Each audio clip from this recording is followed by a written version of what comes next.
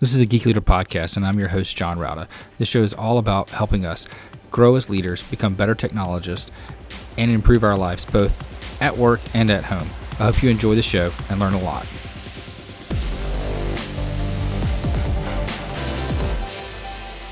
Welcome to a Geek Leader podcast. I'm your host, John Rauda. And if you could, please do me a favor and take a moment and leave a rating and review in whatever podcast player you're listening to this on, whether it's Apple Podcasts, Spotify, iHeartRadio, doesn't matter. I'd greatly appreciate it. And that feedback really helps get other listeners to the show. Also, if you're not subscribed, go ahead and subscribe so you don't miss an episode. And if you feel so inclined, you can go to geekleader.com/tip and donate to the show. Thanks so much. All right, Geek Leaders, today I'm honored to have Oscar Santolaya on the show. He is going to help us with our giving, good technical talks when we're at conferences. I talk a lot about, the importance of going to conferences and the importance of learning how to speak at conference and being a good public speaker and even presenting well with your team and to your team. So we're going to talk a lot about that and how to, get better at this, because it's one of those skills that's very important in life in general, I think, is to being able to communicate properly and give good talks. Anyway, with all that being said, Oscar, welcome to the show. Hello, John. Hello, everyone, and thank you for inviting me. Yeah, if you don't mind, just tell the audience a little bit about your background and how you got into this. Absolutely.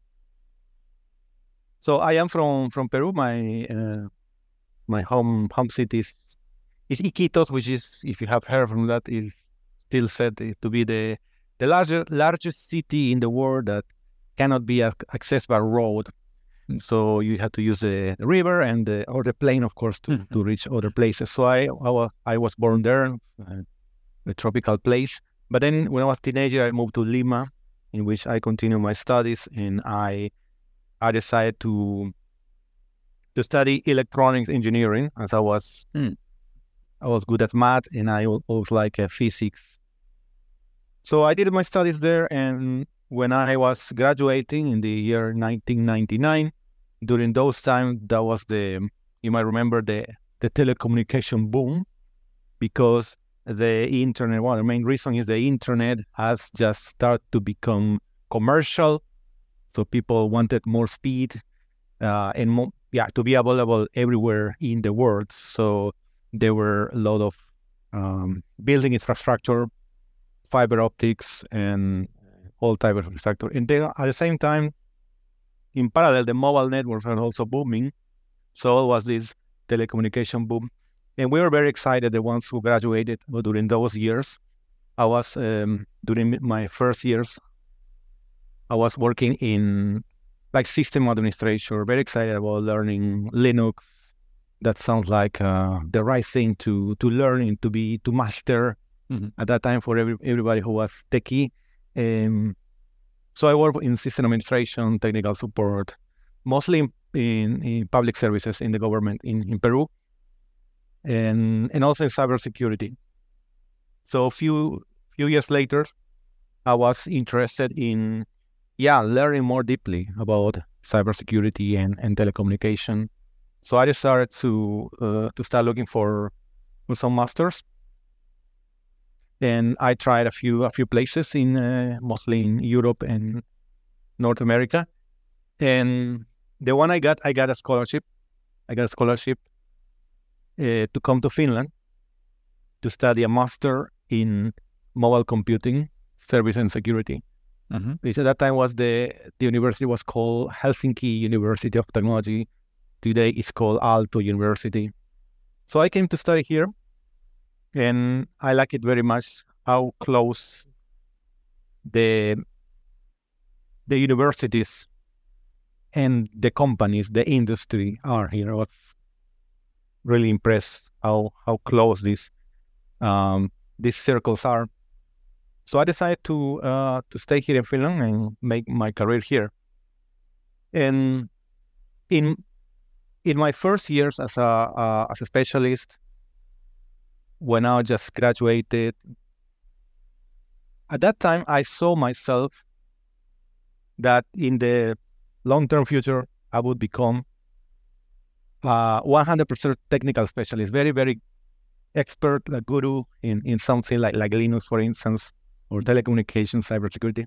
That's how I saw myself. But the life has several detours, and today, it's a the job that I do is it's a mix, of course, the technical side plus other skills that I learned on the way. So the role that I have today is senior sales engineer in a company called UV Secure, which the main type of product is identity and access management. So it's very related to enterprise software, very related to cybersecurity. But my role here is more mixed. Of course, I have to know very well the technicalities of the product.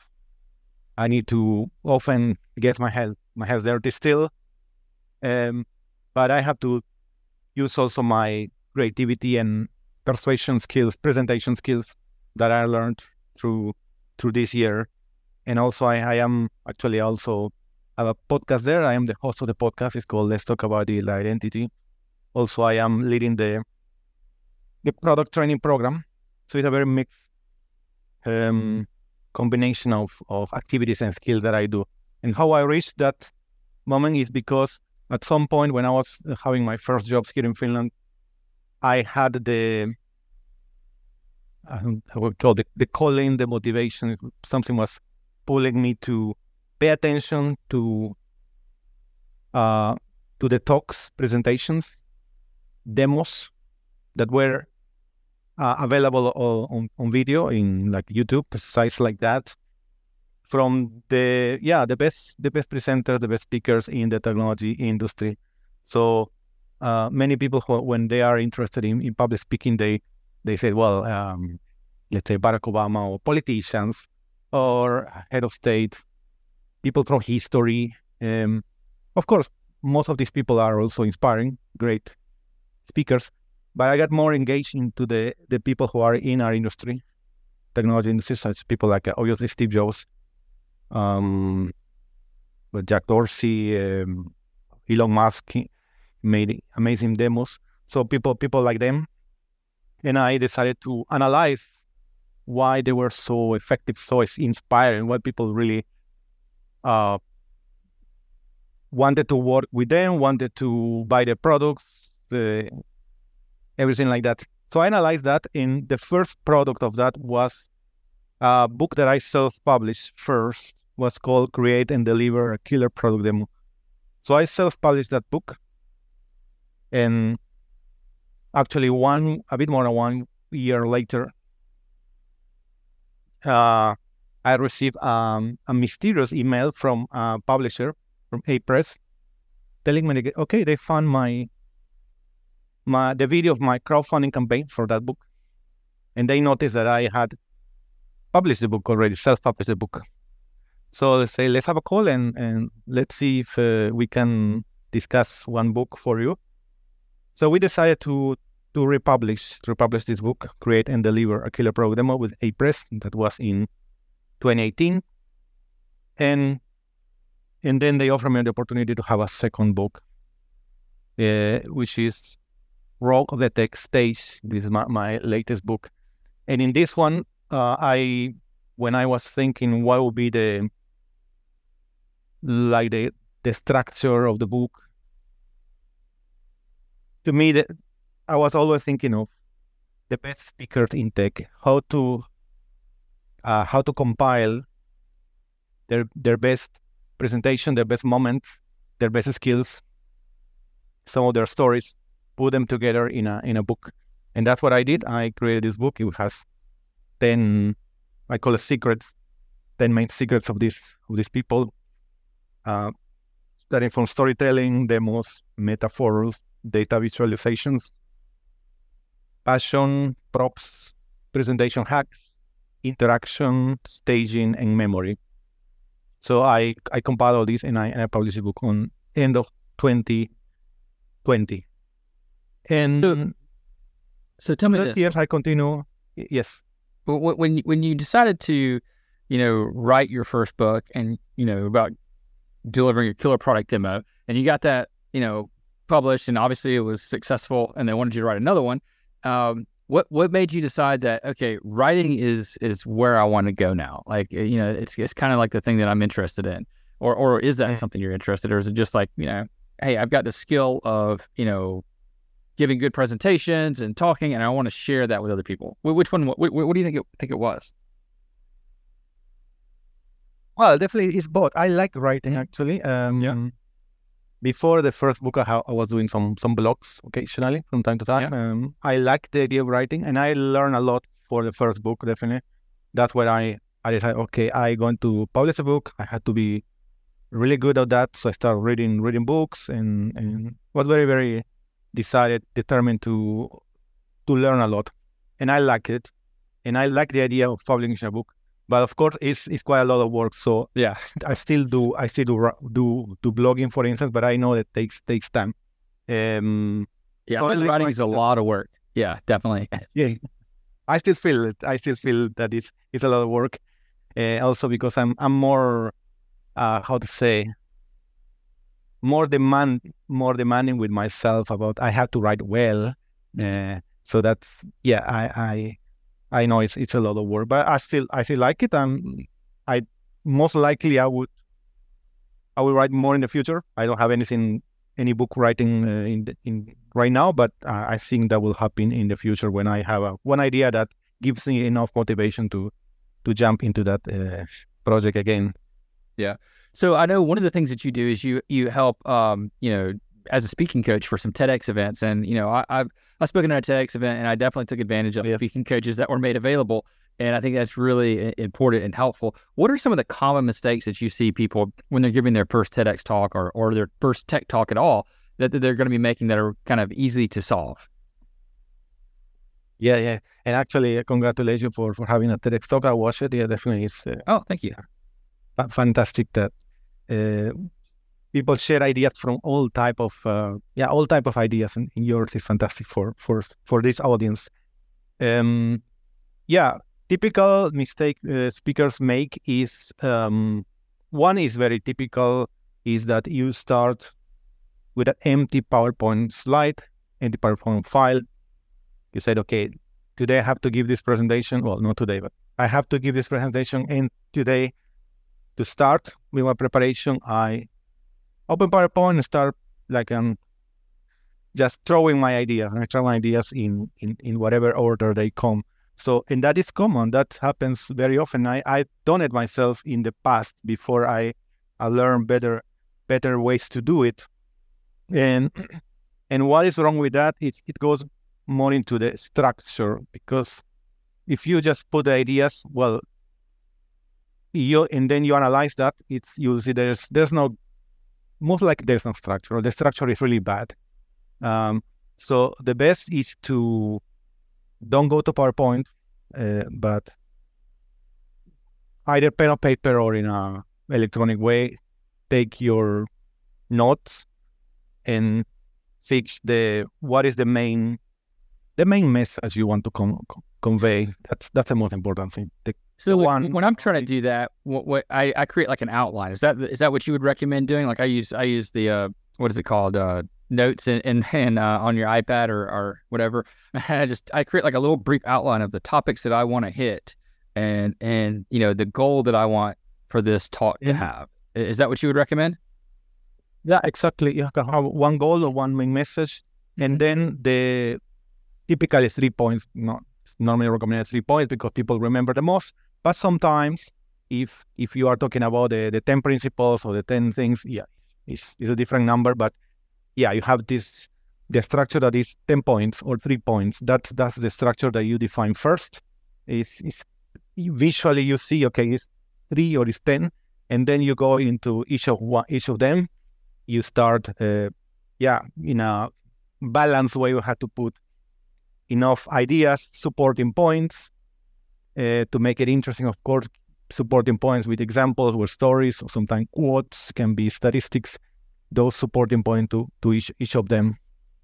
So that's a better way to basically structuring your talk before going to PowerPoint. Another that is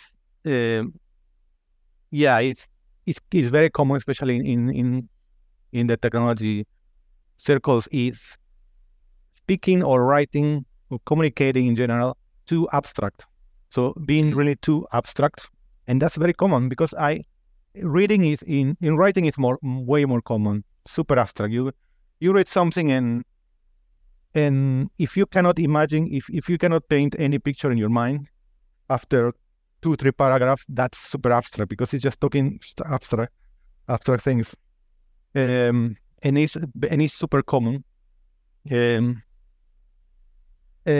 But to me, it's putting the supporting points, as I said, putting stories, sharing stories, giving a specific example, giving names of things. If you talk software, enterprise software, but throw one name, SAP or Workday. Just throw one name, just to people to imagine something, to understand what we're talking about. Otherwise, it's a lot of very abstract terms that some people will get it, but it's still difficult to for most of people to understand. And the other that is somehow related, and is directly related to language, is the use of acronyms, buzzwords. Acronym is even more common.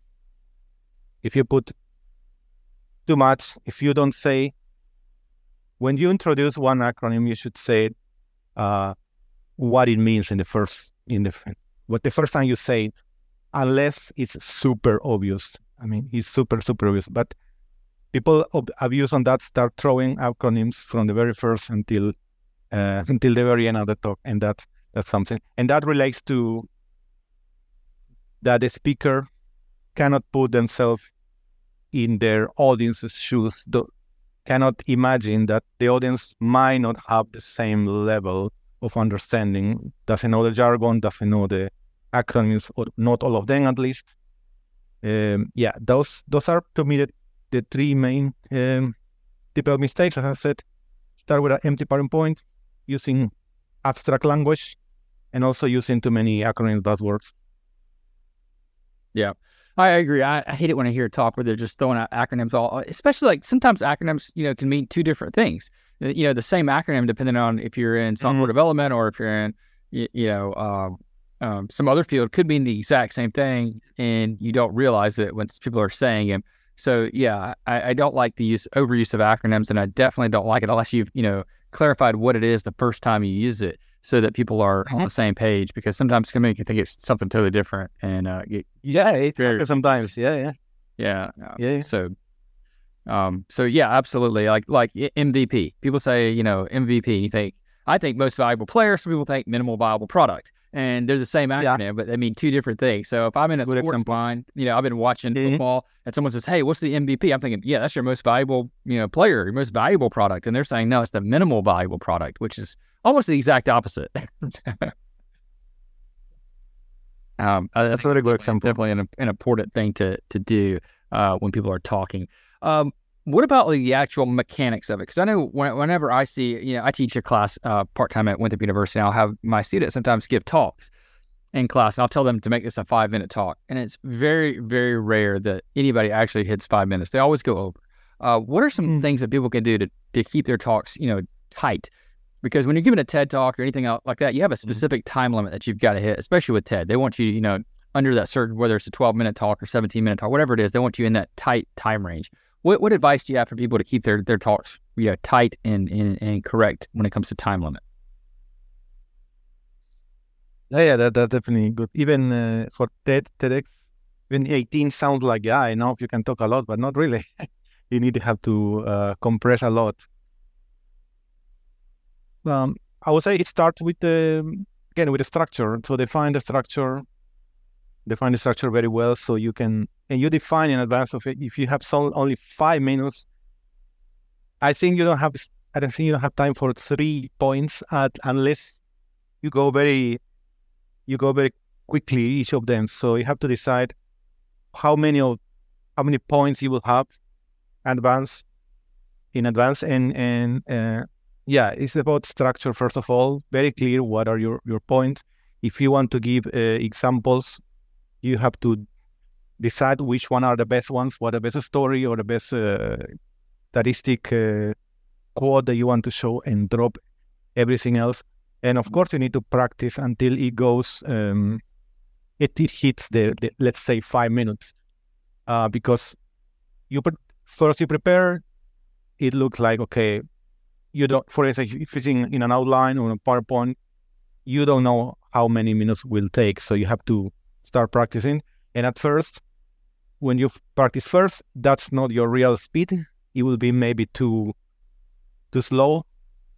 So you have to practice a few times until it's more or less memorized. I mean, it comes fluently.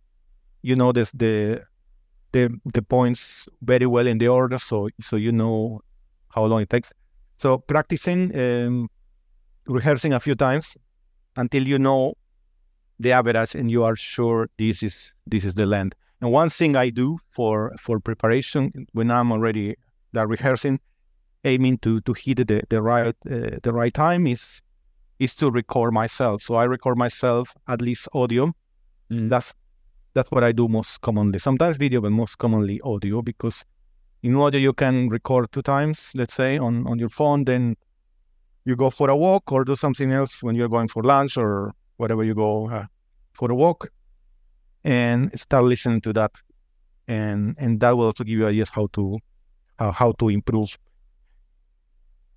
Yeah, absolutely. I think recording your audio is really easy to do, and it's really important because you don't realize how many times you say or use the word like or something like that. I know when I first recorded myself, like when I was doing my TED Talk, I would just open up on my computer. I'd open up an audio file and I would sit in front of the computer and just talk, just present myself, and then time it, and I'd go back and watch it or listen to it, and I'd be like, oh gosh, that was terrible. And I would find myself, pausing when I shouldn't have paused, or maybe I should pause somewhere, and I just kind of rush through something, and I need to slow down. Yes. And I realized that I could just take the words or and just pause there, and that would make a dramatic impact. So I think definitely recording yourself is very important to do. What are some other things that we can do to kind of have that killer presentation when we're up on stage?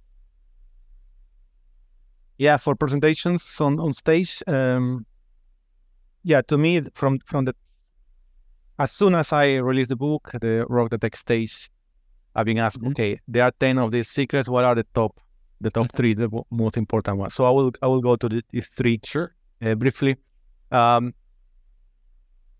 They are passion for me, passion, stories, and interaction. So let's go passion. Actually, passion. At the time I submitted my proposal for that book, passion was not in these 10 skills. But then when I started doing the research, analyzing the speakers, I noticed that, well, all the good ones, all the good speakers show passion. Some a lot, really. You can feel the passion. In others, there is passion in what they are saying, even though they are not so expressive, not super expressive, but there is passion in the way they speak. So passion is very important. For instance, I'm in the book I put a quote for that chapter. It's from Bruce Springsteen. It says, "An audience is not brought to you or given to you.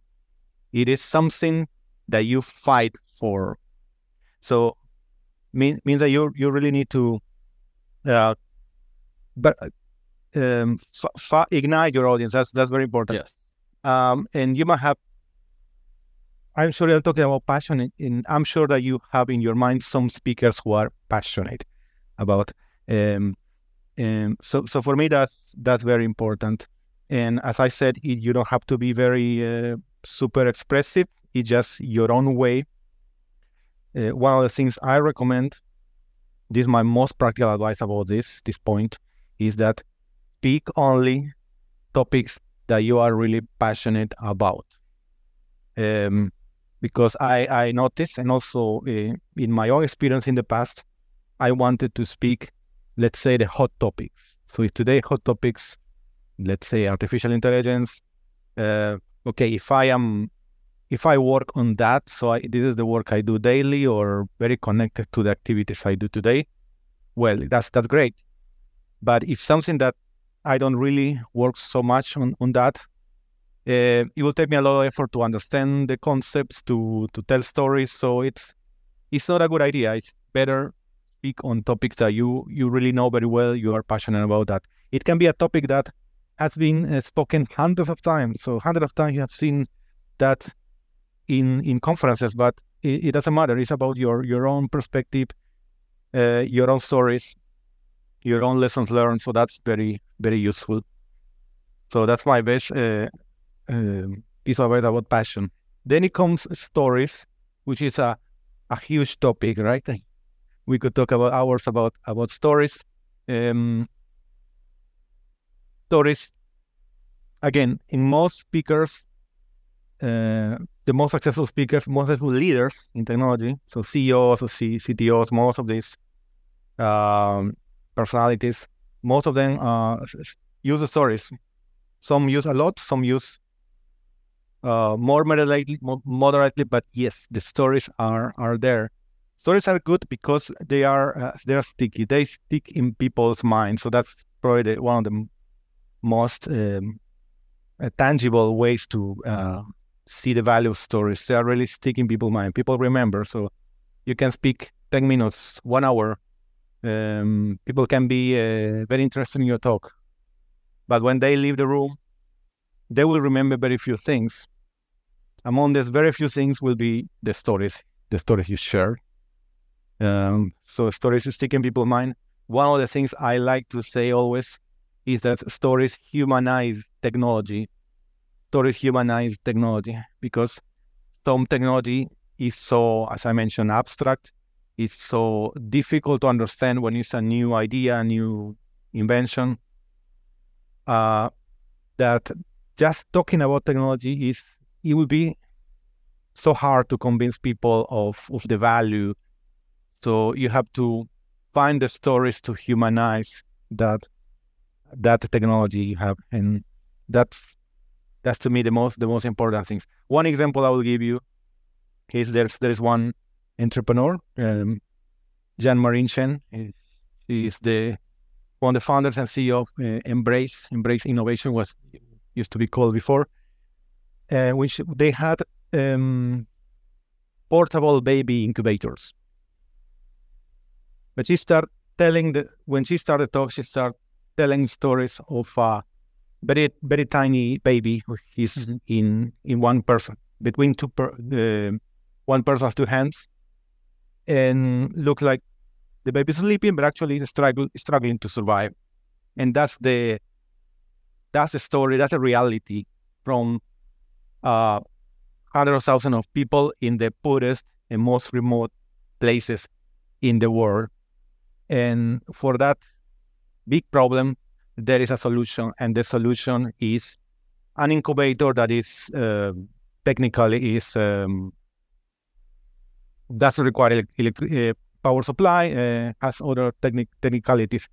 But she always started with a story, and that is the way how you humanize technology that can have a lot of innovations, amazing stuff, but bringing a story first is what humanizes such technology.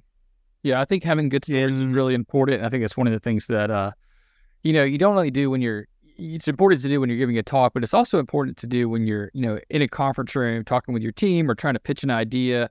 And I think that's really important, that these skills that we're talking about are more important than just giving a talk. I mean, that's important too, but you can also use them when you're in a conference room, having a meeting, pitching an idea, working with your team, trying to inspire people. And all those topics that are related to leadership and managing people are also, come into play when you're using the same communication skills. Yeah, absolutely. So stories, yeah, you should use them all the time. Yeah, absolutely. And one more thing about stories is that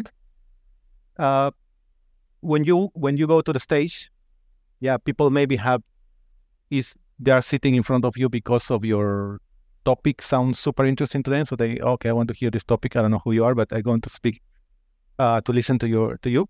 But the audience also wants to know you, to know the speaker as a person. So they unconsciously want to know more about you. So you use the stories, a speaker uses a story to tell something about myself, something that is that reveals a bit about you and is relevant to the topic, so you don't deviate from the topic. So choose things that are relevant, and by doing that, they will know you more. And the more that they will know you, the more will they like you, and the more they will like you, the more they will willing to buy your product or try your tool, your API, or fund you, or just simply share your ideas and your stories after the talk with the colleagues and friends. So yeah, there are, to me, the three main reasons to tell stories. There are definitely many. Yeah, I think stories are also, like you said, they're memorable, so people want to share them. That they remember the ideas and concepts. There's been so many talks that I've gone to where there wasn't a story involved, and I didn't quite take anything from it. There was nothing to share because it was just like back, no stories, no relatable content, no emotion that was driven, to have me remember it, going out of there. Because, if you're at a conference, you're going to listen to 3 or 4 talks, maybe 5 talks a day. Yeah. And, only the top ones that have an emotional connection or some type of story behind them will stick with you. Exactly how you said. So it's, as I said, passion stories. The third one I would like to say is about interaction.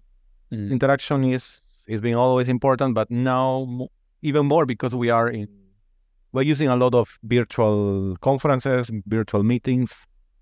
So it's more difficult to interact with the audience. So one of the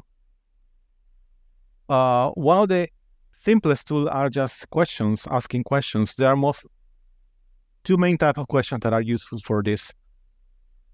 The call and response questions, in which you ask a question and you get some kind of answer from the audience, a yes, or they answer just one word that you expected, yes, no, raising hands. So this is a call and response. But there's another question that it's less commonly seen, but very powerful, are the rhetorical questions, in which you don't expect an answer. So you throw the question and you pause. And the audience, by hearing that question, they will think about trying to find an answer in their minds. Probably they don't find, but just by doing that, they will be immersed back in your topic, trying to find an answer, and being back into your topic. That's very powerful as well. Mm-hmm.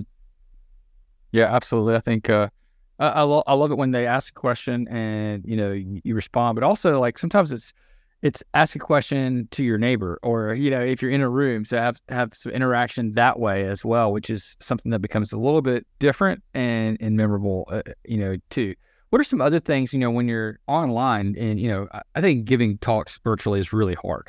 What other types of advice do you have for someone that's giving a talk virtually to make it memorable? Because I've struggled with that. I've given a couple of conference talks through Zoom, and personally, I don't like them because it's just really, I don't get that feedback from the audience the way that I'm used to when I'm in front of them, face to face. Yeah, indeed. Yes, you're absolutely right. I remember when the COVID came and many of us switched to virtual presentations. Many thought, oh, it's easier because I don't have to be in front of people. Yeah, no. It's the opposite. It's much more difficult. The main reason is that because there's no audience. You don't see the audience. You have less chances to interact with the audience. So it's possible. It's more difficult. So it goes to try to interact with the audience. The question is one, but of course you try to force the people to answer you either in a chat, or I know in some events you can really expect the people to reply with a mic. In others, that is not possible. But the chat is something that you should always use, and read that during the talk. So read that. It depends how is it arranged. So you always rely on how the event organizer has arranged that, the tool that is being used, that gives you more or less room for that. But try to use that. Also, there are the interactive polls that also powerful. Also, because as people are with phones, they can answer the questions that you put. You give them time to focus on answering, and then you bring to the screen. You share the results, and you can give your insights on that. Mm-hmm. So that is forcing an interaction level that is you wouldn't do that if you are just speaking and let's say posting, expecting an answer. So you are giving them more tools to interact with you. Yeah, I think the polls went pretty well. I've been in a couple of sessions where the speaker did polls, and you can interact that way. I think that gives a little bit of feedback back to the speaker. A lot of times when you're giving those talks, everybody's camera's off, so you're not seeing any reaction to what you're saying. And a lot of them, especially if it's like a webinar, they're automatically muted, so you're not hearing anything, you're not seeing anything, you're just talking as if no one's there, and it's really hard. Yeah, absolutely. One thing that can be, depending on how the event is arranged, is you can have a host helping you. So helping to interact with the audience. So this person can interrupt you, tell you, okay, the audience is telling this. So that's help you if you have someone to help you on that kind of hosting, helping you did. And one thing that also, but it's difficult for a speaker, but it's something that the audience will feel it, is the looking at the camera, because even though you don't see them, if you look more into the camera, they will feel like you are looking at them, because there's some speakers who are kind of looking on the sides, looking to the right, looking to the left, and sometimes looking in the center, but they are somehow avoiding looking at the camera, and that makes things worse. So even though I know it's difficult to be looking at just at the camera most of the time. It is it might be exhausting, but it's more powerful because it will give the impression that you are really there, you are really looking at them. So that feeling is something that definitely helps. We just have to get used to that as speakers. Yeah, I think you're absolutely right. I think that is something that's important to get used to. This has been really good. So if there's anybody out there that wants to connect with you online, pick up a copy of your book, and maybe get some help along the way when it comes to giving talks, especially if they're a new speaker and they're getting ready to get that first tech talk somewhere, or maybe like they're lucky enough to get selected to do a TEDx talk. How can they connect with you online and pick up a copy of your book? Yeah, thank you. Where I am most active is in LinkedIn. On LinkedIn, find me as Oscar Santolaya. It's a very rare combination of name, surname, so you'll easily find me. I work at UB Secure. You find me there. And also, I invite you to my podcast. Let's Talk About Digital Identity. It's the UB Secure podcast. And Time to Shine is my podcast on public speaking, where I also interview interesting speakers. My main website is called rockthetechstage.com. Rockthetechstage.com is similar to my second book. From there, you can find links to my books. Rockthetechstage.com. I also have a online program, online course, which is called Rock the Tech Stage on Demand. Rock the Tech Stage on Demand is you find it at rockthetechstage.com/on-demand. And actually, for your audience, for all of you who are listening, I have a special discount for you. So you get 25% discount if you put the coupon code AGeekLeader, like the name of this podcast, AGeekLeader. Coupon code, and you get 25% discount off on Rock the Tech Stage on Demand. So those are the best places, LinkedIn and my website. Awesome. And I'll link that to the show notes at geekleader.com so people can go there and click through. I'll link to your, that Express course, the Time to Shine podcast, and all your other social links there as well. And thank you so much for that discount code. Again, that's a Geek Leader as the coupon code to save 25% off. Oscar, it's been a great conversation. Thanks so much for coming on the show. Thank you. Fantastic talking with you, John, and thank you for the great work you're doing for our community. Hope you enjoyed the show. Please go to geekleader.com to learn more about what this guest is up to, click on their links, and connect with them online. I would also greatly appreciate it if you could leave me a rating and review in Apple Podcasts or wherever you listen to the show. And make sure you've subscribed if you haven't already. And if you feel so inclined, you can leave me a tip by going to geekleader.com/tip.